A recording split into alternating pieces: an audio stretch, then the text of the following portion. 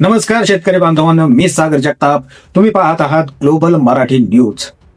हा विशेष रिपोर्ट म्हणजे व्यवस्थेने शेतकऱ्यांसोबत एका भयंकर फसवणुकीचा आणि डिजिटल इंडियाच्या नावाखाली शेतकऱ्यांच्या ताटातील घास कसा हिसकावून घेतला जातो याचा उघड्या डोळ्यांनी केलेला पंचनामा आहे.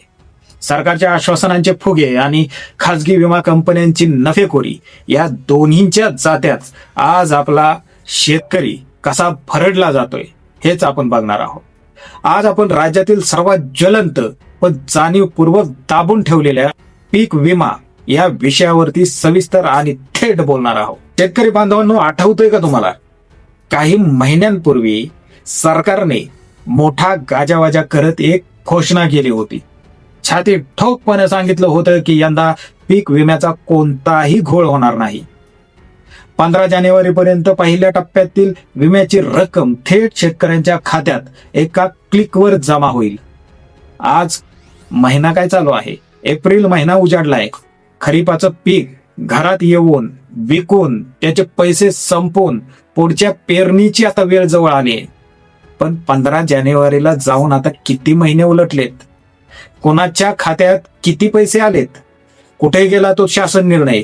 कुठे गेले ते एसी केबिन मध्ये बसून घोषणा करणारे साहेब लोक? जेव्हा शेतकऱ्यांना पैशांची गरज होती तेव्हा एका दिवसात विमा कंपन्यांनी आपला प्रीमियम वसूल केला. पण आता नुकसान भरपाई देण्याची वेळ आल्यावर ही तारीख पे तारीख का चालू आहे? सध्याच्या अपडेटनुसार सांगितलं जातंय की सोयाबीन मुगाचा डेटा आलाय आणि कापूस आणि तुरीचे पीक कापणी प्रयोग उशिरा झाल्यामुळे मार्च, एप्रिल किंवा मे महिन्यापर्यंत आपल्या शेतकऱ्यांना वाट पाहावी लागणार आहे. पण या दिरंगाईच्या मुळाशी आपण गेलो तेव्हा जे सत्य समोर आलं तेच सत्य आज आपण या व्हिडिओच्या माध्यमातून मांडणार आहोत. 15 जानेवारीचं हे गाजर दाखवताना सरकारने सांगितलं होतं की आम्ही आता हायटेक पद्धत वापरणार आहोत. तलाठी साहेब, कृषी सहाय्यक आणि थेट सॅटेलाइट मॅपिंग म्हणजेच उपग्रहाचे फोटो या तिन्हींचा मेळ घालून एक मंडळ अहवाल बनवला जाईल आणि पैसे हे शेतकऱ्यांच्या खात्यात थेट मिळतील. ऐकायला किती भारी वाटतं ना? पण प्रत्यक्षात या हायटेक सिस्टीमनेच शेतकऱ्यांचा सगळ्यात मोठा घात केलाय. सगळ्यात मोठा घोळ सॅटेलाइट मॅपिंगने घातलाय. अधिकाऱ्यांना वाटलं की वरून फोटो काढले की झालं काम. पण वास्तव काय होतं? जेव्हा पावसाने ओढ दिली, शेतकऱ्यांचं पीक करपून गेलं, तेव्हा शेतात फक्त तण आणि गवत वाढलं होतं. उपग्रहावरून काढलेल्या फोटोमध्ये हे गवत हिरवंगार दिसलं आणि या अडाणी सिस्टीमने रिपोर्ट दिला, शेतात तर खूपच चांगली हिरवळ आहे, नुकसान तर झालेलंच नाही. अरे बांधावर जाऊन बघा ना, तो शेतकरी करपलेलं सोयाबीन हातात घेऊन ठसा रडतोय आणि तुमचं सॅटेलाइट मॅपिंग काय म्हणताय? पीक उत्तम आहे. विमा कंपन्यांनी बरोबर या सॅटेलाइटचा डेटाचा आधार घेतला आणि लाखो शेतकऱ्यांचे नुकसानीचे दावे एका झटक्यात फेटाळून लावले. हा कसला आलाय न्याय? चला सॅटेलाइटचं सोडून देऊ. आपले स्थानिक अधिकारी तरी काय करत होते? कृषी सहाय्यक सांगतो की मी पीक कापणीचे प्रयोग CCEचे आकडे तहसीलला दिलेत. तहसील म्हणतं फाईल कलेक्टर ऑफिसला गेली. तिथे गेल्यावर कळलं की सॅटेलाइटच्या डेटाशी हे आकडे मॅचच होत नाहीत. म्हणून फाईल परत पाठवली. आणि यात खरी गोम कुठे आहे माहितीये का? समजा एखाद्या गावचा तलाठी आणि कृषी अधिकाऱ्यांनी प्रामाणिकपणे 70% नुकसानीचा अहवाल बनवला तर तो अहवाल विमा कंपन्यांनी मान्य केला का? अजिबात नाही.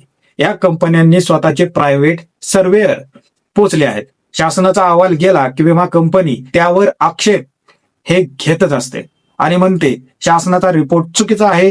आमच्या माणसांनी पाहणी केली आहे, तिथे फक्त 20%च नुकसान झालंय.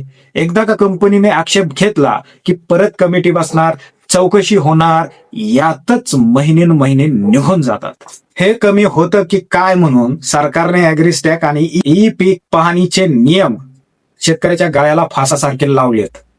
डिजिटल इंडियाच्या नावाखाली अशिक्षित शेतकऱ्याला वेठीच धरलं जातं. यामुळे पावसाळ्याच्या दिवसात जेव्हा शेतकरी चिखलात राबत असतो तेव्हा त्याला सर्व्हर डाऊन असताना ई पीक पाहणी करायला लावायची. जर सीएससी सेंटरवरती विमा भरताना एक पीक लावलं जातं आणि ई पीक पाहणीत दुसरं पीक नोंदवलं गेलं तर मिसमॅचचं कारण देऊन विमा कंपनी थेट अर्ज फेकून देते, पैसे खात्यात येत नाही.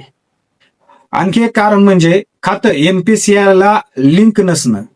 तुमचे आधार कार्डवरचे नाव शिवाजीराव असेल आणि बँक पासबुक वरचं नाव फक्त शिवाजी असेल तर सिस्टीम तुमचा अर्ज रिजेक्ट करते. बँक स्पेलिंग वेगळं, आधार कार्डवरचं स्पेलिंग वेगळं. अरे शेतकरी काय IT इंजिनियर आहे का ज्याला या सगळ्या तांत्रिक बाबी समजत असतील? सॉफ्टवेअरला एक अक्षर वेगळं दिसलं तरी अर्ज रिजेक्ट केला जातो. आणि अतिवृष्टी झाली तर म्हणे 72 तासांच्या आत ऍपवरती तक्रार दाखल करा. ज्या गावात पुराचं पाणी शिरलंय, वीज नाही, मोबाईलला रेंज नाही, तिथे शेतकऱ्यांनी ऍपवरून तक्रार कशी दाखल करायची मला तुम्ही सांगा. नियम न्याय देण्यासाठी आहेत की शेतकऱ्यांना विम्याच्या प्रक्रियेतून बाहेर काढण्यासाठी आहेत, हेच आता आम्हा शेतकऱ्यांना समजत नाही. तुम्हाला काय वाटतं? ही फक्त सरकारी अधिकाऱ्यांची दिरंगाई आहे?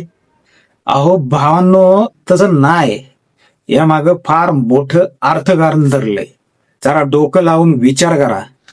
खरीपाचा तुमचा आणि सरकारचा मिळून हजारो कोटी रुपयांचा प्रीमियम या विमा कंपन्यांच्या खात्यात ऑगस्ट सप्टेंबर मध्येच जमा केला जातो.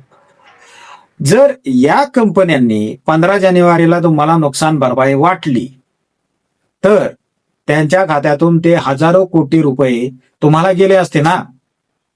पण आज एप्रिल महिना उजाडलाय, ते 5 ते 7 हजार कोटी रुपये अजूनही त्यांच्या खासगी विमा कंपन्यांच्या बँक खात्यात हे पडून आहेत.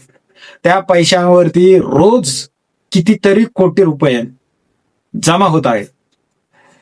याचा कधी आपण थोडा सुद्धा विचार करत नाही.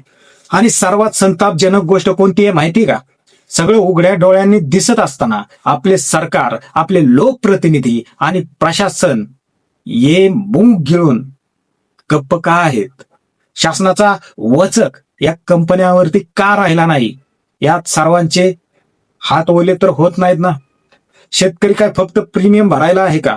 आणि यांच्या अटी शर्तींच्या जाळ्यात अडकून फक्त आत्महत्या करायलाच उरला आहे का? एकीकडे 7/12 कोरा करू अशा वल्गना करायच्या आणि दुसरीकडे हक्काचा भरलेला विमा मिळवण्यासाठी शेतकऱ्याला डिजिटल इंडियाच्या चक्रव्यूहात अडकवून तडफडून मारायचं, हेच आजचं विदारक सत्य आहे. शेतकरी बांधवांना आता गप्प बसून चालणार नाही. जोपर्यंत आपण एकत्र येऊन ग्रामसभेत, पंचायत समितीत या अधिकाऱ्यांना आणि या व्यवस्थेच्या छाताडावरती पाय देऊन जाब विचारत नाही, तोपर्यंत 15 जानेवारीच काय, पुढची 15 जानेवारी येईल पण तुमच्या खात्यात छदामही पडणार नाही. हे लूट आता थांबलीच पाहिजे. हा व्हिडिओ नुसता बघून सोडून देऊ नका. बांधावरच्या प्रत्येक शेतकऱ्याच्या मोबाईलवरती हा व्हिडिओ पोहोचलाच पाहिजे. सर्वांना हे सत्य समजलंच पाहिजे. आवाज आपला आहे आणि तो सरकारपर्यंत हा गेलाच पाहिजे. अशा रोखठोक आणि परखड आणि सत्य परिस्थितीचा वेध घेणाऱ्या बातम्यांसाठी पाहत राहा तुमचं आमचं हक्काचं चॅनल ग्लोबल मराठी. जय हिंद, जय महाराष्ट्र, जय बळीराजा.